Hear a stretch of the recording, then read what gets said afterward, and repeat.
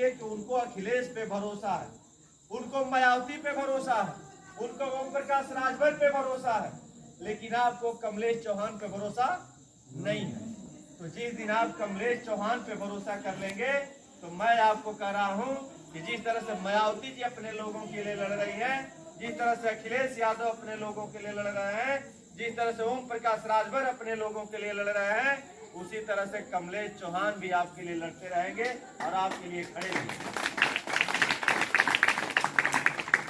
लेकिन ऐसा होगा कब?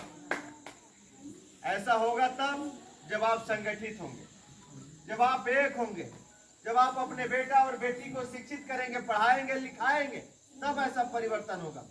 आप सोचेंगे कि घर में बैठ करके परिवर्तन हो जाए, तो घर में बैठ करके परिवर्तन नहीं होता है। घर में बैठ करके कुछ भी नहीं होता है। जिनको अधिकार लेना है, नौकरी लेना है, शासक बनना है, वो सड़क पर उतर करके आंदोलन करते हैं, पुलिस की लाठियां खाते हैं, जेल जाते हैं, तब जाकर के उनको लाभ मिलता है, उनको आरक्षण मिलता है, उनको सुविधाएं मिलती है, उनका विधायक बनता है, उनके लोग शासक बन जाते हैं। लेकिन हम लोगों को ऐसा नहीं मिल पाता, इसलिए कि इस शरीर में, इस बॉडी में, इस धमनियों में लाठी को बर्दाश्त करने की शक्ति नहीं बची है। आपके अंदर लाठी खाने की ताकत नहीं है। आप लाठी से भयभीत होते हो, डरते हो, जेल से डरते हो।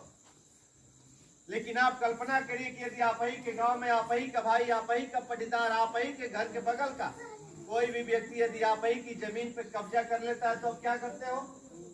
लड़ाई शुरू कर देते हो। आप ही के जमीन पे यदि कोई कब्जा करने लगता है, तो आप क्या करते हो? लड़ाई शुरू कर देते हो। चाहे आप कमजोर हैं और चाहे वो मजबूत है, उसकी चिंता आप नहीं करते हैं। आप अपने हिस्से को लूटने वालों के खिलाफ लड़ाई शुरू कर देते हो, बगावत शुरू कर देते हो।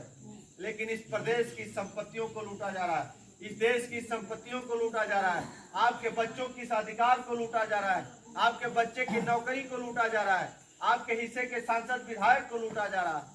उसके लिए भी आपको लड़ना पड़ेगा।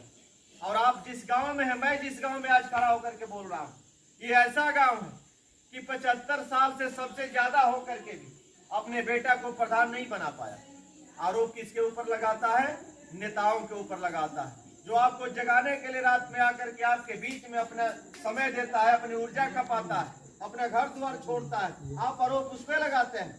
लेकिन आप जिस गांव में सबसे ज्यादा हैं, 75 साल में यहाँ आज तक प्रधान नहीं बना पाए, मैं पूछूंगा इस गांव के लोगों से, इसका अपराध कौन किया? इसका दोषी कौन है कि 75 साल से प्रधान नहीं बना पाए? तो इसका दोषी इस गांव के लोग हैं। इसलिए नहीं बना पाए कि इस गांव के लोग संगठित नहीं है। एक भाई यदि चुनाव लड़ता है तो आप तमाम तरह के कमेंट करना शुरू कर देते हैं।